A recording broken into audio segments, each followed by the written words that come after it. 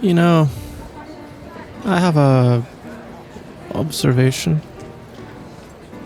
that I think might be one of the strangest things someone would say at a blind date, but I think I'm gonna say it anyway. When I look at you, I see, firstly, from first impression, what the rest of the world sees. A put together woman who, well, I won't pretend you're not beautiful, obviously. It is something of an asset now. But also a woman who has her career in order, a woman who has goals she wants to achieve and will stop at nothing to achieve them. A self-driven, independent woman. One that probably strikes fear into many hearts in certain places, and yet, to be honest with you, the thing that stands out to me that I see more than anything else is that you are fundamentally bored. Yeah, bored. You... I guess I'll relate it to a story. When I was coming towards the end of my university years, I went on a ski trip. The people I went with were nice enough, but on, I think, the 5th or 6th day, I went into a hotel lobby to meet someone, and I overheard the news. A Swiss news program spoken in English, seemingly, about an EU financial issue, I don't quite remember what. And of all the things to light a spark in your head, you wouldn't think EU finances would be it. But for me, it was as if someone had breathed life into me again. And it was only at that moment I realised the mental turmoil I'd been in. That my brain had been so intellectually starved of stimulation, of intelligent conversation, of people who have thought out views, putting them forward in articulate manners. It was a moment where I realised I really need sincere, thoughtful, philosophical conversation in my life. Or at the very least, I need to have those thoughts for myself and try to explore various avenues of thought for myself. I look at you, I see someone who walks over people, frankly, most days of your life. Most people can't hang with you intellectually, simply put. And this is, I know from experience, excessively boring. Because you need that stimulation.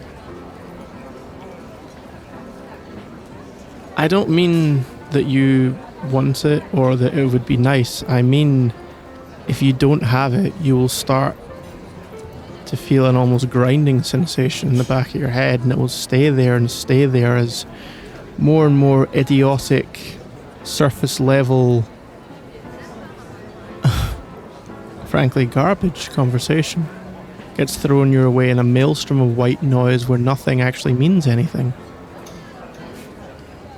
And you can talk to whichever wealthy and powerful people you like, but even if they are capable of this kind of conversation, it's unlikely that you ever actually get it out of them. So,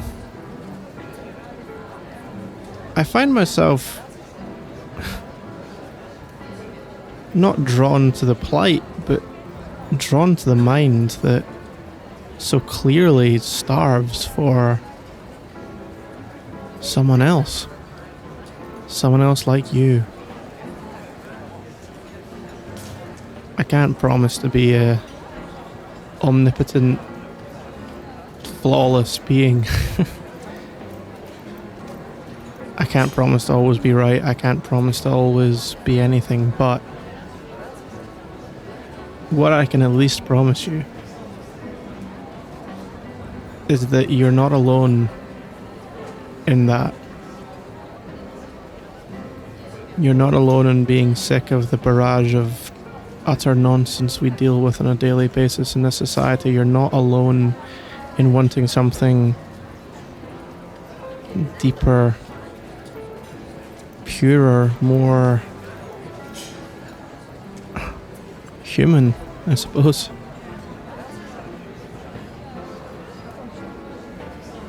I would want to be that person who can provide that sort of stimulation in terms of, if you tell me a story, I'll give you a new and interesting view, I would hope. And that you would do the same for me. That we could be what the other is missing. Because at the end of the day, people always talk about, oh, if you're single, it's lonely, or you're not as satisfied in bed, or a myriad of other things. But for me, one of the biggest things people overlook is that your partner should be someone who excites your mind as well as other parts of your body. I talk to you and I sense someone who's holding back. I don't want you to ever hold back. If it's to call me wrong and tell me why. If it's to add nuance or subtlety or complexity to an argument, do it. I want to hear you. I want to know you, all of you. The rights, the wrongs, the things you're ashamed to feel, maybe, the things you wish were different in your life, the things that you don't maybe want to admit in a more stringent social setting, I suppose. The parts of yourself you're maybe scared to show anyone. The passion, the fire of a relationship is a godly thing. It's something we all live for, something we all... It's almost everything. But in the end, a relationship has to be more than that. It has to be founded on other things. And being that person for each other, that's the foundation I'm looking for. It's why I'm so picky. It's why when a nice girl winks at me in a bar, I don't really get my hopes up. Because what are the chances that she can really... She's more likely to be one of the other people on the ski trip. One of the people who made me feel alone amongst others. And you... Well, you seem like the person who I would always want to talk to.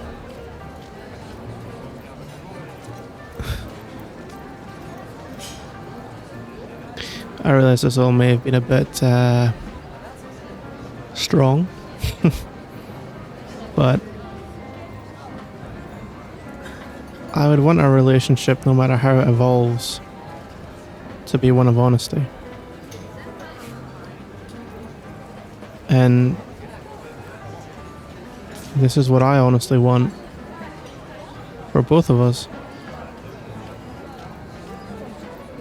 Not a Disneyland fairy tale romance, not a impossible dream, a entirely realistic scenario. We wouldn't always agree. We might even argue quite vigorously. We wouldn't always feel the same. We wouldn't always be in a state of eternal bliss and happiness. But what we can be, more than anything else, I suppose, is a team. Really a team. Set our own rules, screw everyone else. What they have to do in their relationships, how relationships work, whatever, I don't care. The only thing I care about is finding a special person for me. And this whole dinner I've been sitting there in an almost trance or a state of disbelief that at some point there's going to be a rug pull. At some point you can't be real. Because you are too good to be true for me.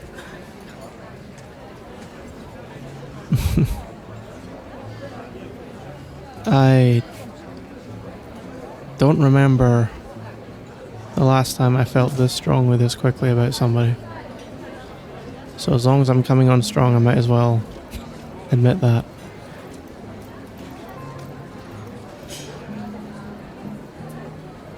If that turns you away, if that scares you, I will have at least been honest. And I suppose I'd rather go down being myself than go down pretending to be anything that I'm not. I am, I suppose, an intellectual. I am caring. I'm looking for something that is a deep and rich and satisfying relationship. I do not want someone who can barely stand to be in the same room with me, but we have fun in bed. That is not interesting to me in the slightest.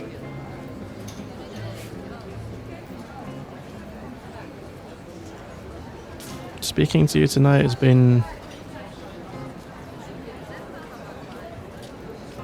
a bit like that experience where I heard that conversation and it woke something up in me. And I suspect that you really are still not showing me everything.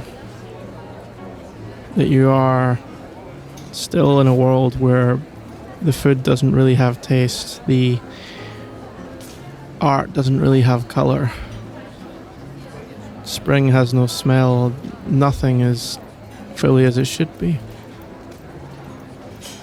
Because you don't have the thing you most want in your life, and no amount of money, career success, friends, social media followers, anything, none of it will replace that.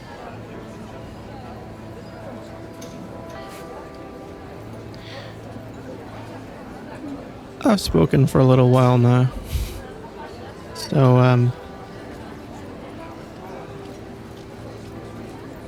I'm sure your brain is turning away in what you want to say back, but I'll definitely be interested in your comments. So I'm awaiting with bated breath to hear what you have to say.